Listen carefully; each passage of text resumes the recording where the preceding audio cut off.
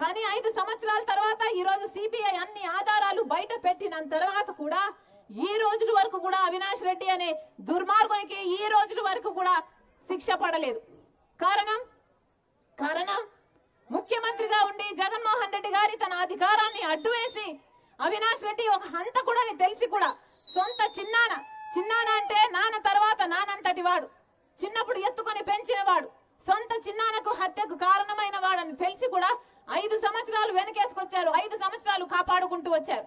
ఇది న్యాయమేనా? ఇది ధర్మమేనా? 5 సంవత్సరాలు ఒక హంతకుని కాపాడటం ఒక ఎత్తైతే ఇప్పుడు మళ్ళీ అదే హత్య చేసిన వాళ్ళకు ఎంపీ టికెట్ ఇస్తున్నారు. ఇది న్యాయమేనా? అది అడగడానికే. అందుకే రాజశేఖర రెడ్డి బిడ్డ ఈ రోజు అదే ఎంపీకి పోటీ చేస్తుంది. మీరు సమాధానం చెప్పండి. రాజశేఖర రెడ్డి బిడ్డ చేస్తున్నది తప్ప? ఇది మా ఇంటి విషయమా? ఇది మా కుటుంబ విషయమా? ఒక పెద్ద మనిషిని గొడ్డలితో నరికి క్రూరంగా నరికేసి చంపేస్తే ఒక ప్రజల మనిషిని, ప్రజా నాయకుడిని అది కుటుంబ విషయం ఎలా అవుతుంది? మీ నాయకుడు రాజశేఖర రెడ్డి మీ నాయకుడు, వివేకానంద రెడ్డి గారు మీ నాయకుడు. మీకు సేవ చేస్తే వీళ్లకు ఈర్ష్య పుట్టి వివేకానంద రెడ్డి గారి బ్రతుకున్నంత కాలము వాళ్ళ ఎదుగుదలకు అడ్డొస్తాడని, వాళ్ళ పక్కలో బల్లెమవుతాడని వాళ్ళు కుట్ర పన్ని ఈ రోజు చంపారు అని సిబిఐ చెప్తున్నా కూడా ఈ రోజు వరకు కూడా ఒక్క రోజు కూడా అవినాష్ రెడ్డికి జైలు శిక్ష పడలేదు. కారణం జగన్మోహన్ రెడ్డి గారు అడ్డుపడుతున్నారు కాబట్టి. అందుకే మళ్ళీ ఇలాంటి దుర్మార్గులు, ఇలాంటి హత్య చేసిన వాళ్ళు మళ్ళీ గెలవకూడదు. మళ్ళీ అధికారాన్ని వాళ్ళు కాపాడుకోవడం కోసం వాడుకోకూడదు. మళ్ళీ చట్ట సభలకు ఇలాంటి హంతకులకు వెళ్ళకూడదనే ఈ రోజు రాజశేఖర రెడ్డి బిడ్డ ధైర్యం చేసింది. ఈ రోజు రాజశేఖర రెడ్డి బిడ్డ ఎంపీగా నిలబడింది అంటే న్యాయం కోసం నిలబడింది, ధర్మం కోసం నిలబడింది, నిజం గెలవాలని నిలబడింది. మళ్ళీ చెప్తున్నాను, నేను రాజశేఖర రెడ్డి బిడ్డను. ఒకవైపు రాజశేఖర రెడ్డి బిడ్డ ఉంది, ఇంకోవైపు రాజశేఖర రెడ్డి గారి తమ్ముడిని హత్య చేసిన అవినాష్ రెడ్డి గారు ఉన్నారు. మీకు రాజశేఖర రెడ్డి బిడ్డ ఎంపీగా కావాలో లేకపోతే రాజశేఖర రెడ్డి గారి తమ్ముడు వివేకానంద రెడ్డి గారిని హత్య చేసిన అవినాష్ ఎంపీగా కావాలో మీరే నిర్ణేతలు. ఒకవైపు న్యాయం ఉంది, ఇంకోవైపు అధికారం ఉంది. ఒకవైపు ధర్మం ఉంది, ఇంకోవైపు డబ్బు ఉంది. మీరే నిర్ణేతలు. రాజశేఖర రెడ్డి బిడ్డను గెలిపిస్తారో ఓడిస్తారో మీరే నిర్ణేతలు. మళ్ళీ చెప్తున్నా, నేనైతే రాజశేఖర రెడ్డి బిడ్డను మీకు మాటిస్తున్నా. మీరు గెలిపిస్తే మీ మధ్యలోనే బ్రతుకుతా. మీ ఎంపీగా మీ మధ్యలోనే బ్రతుకుతా. మీరు గెలిపిస్తే రాజశేఖర రెడ్డి బిడ్డ మీ బిడ్డ అవుతుంది, మీ బలం అవుతుంది, మీ బాధ్యతను తన భుజాన వేసుకుంటుంది, మీకు అండగా నిలబడుతుంది. మీ ఎంపీగా మీ గొంతును ఢిల్లీలో అయినా వినిపిస్తుంది రాజశేఖర రెడ్డి బిడ్డ. ఎవరైతే హత్య చేశాడో వాడేమో బయట తిరుగుతున్నాడు. వాడు చెప్పిన మాటలు నమ్మి వీళ్ళు డిసైడ్ చేసేస్తారా?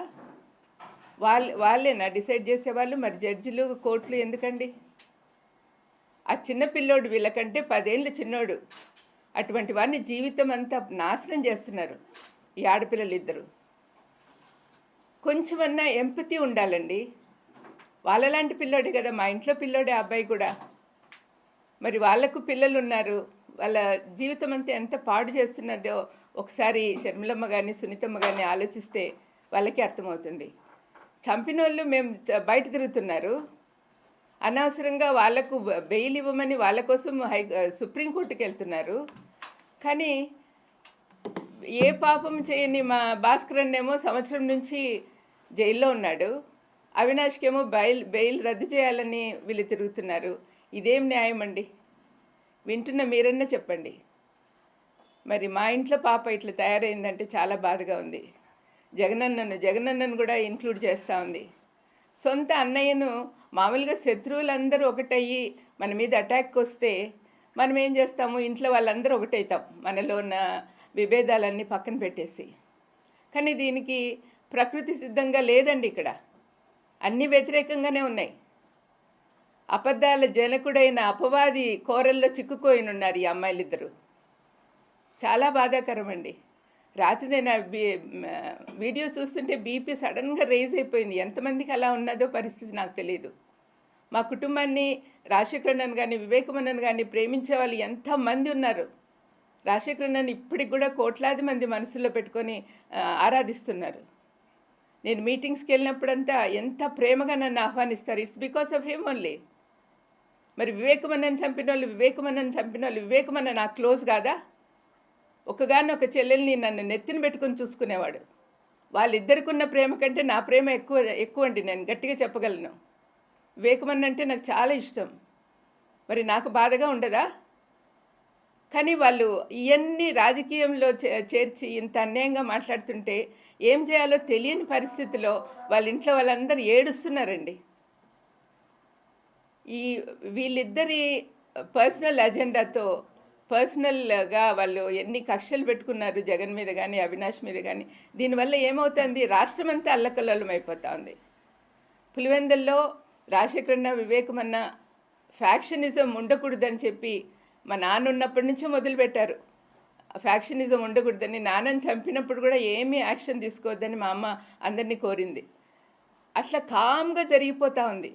ఇటువంటి సమయంలో రాత్రి ఆమె అక్కడ వెళ్ళినప్పుడు ఎంత అల్లకల్లోలం, వాళ్ళు కార్యకర్తలు వీళ్ళని కొట్టుకోవడము, రాళ్ళు వేసుకోవడం ఇవన్నీ న్యాయంగా ఉన్నాయండి? సమాధానంగా శాంతి సమాధానాలతో ఉన్న వాళ్ళని ఇట్లా అల్లరి పెట్టడం ఎంత మాత్రం సమంజసం?